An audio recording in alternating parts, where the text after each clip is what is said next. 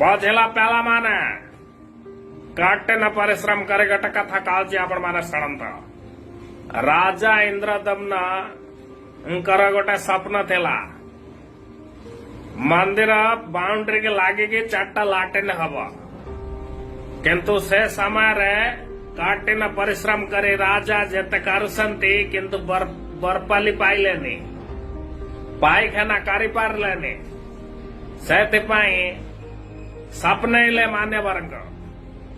ମାନ୍ୟବର ସ୍ୱପ୍ନାଦେଶ ପାଇକରି ପାଣ୍ଡେଙ୍କୁ ପଠାଇଲେ।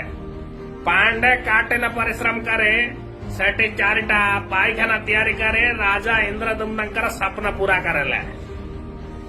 ଏ ଭାଇ କି ପ୍ରକାର ଗାଲୁ ଗପ ଶୁଣଉଛନ୍ତି?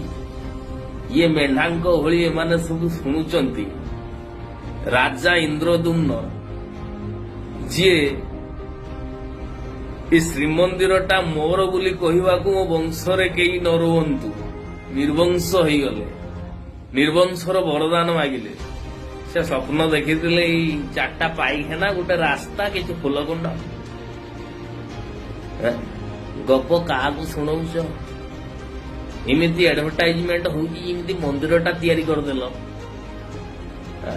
କାଟିନ ପରିଶ୍ରମ କଲା ଦ୍ୱାରା ହଉଛି ନା।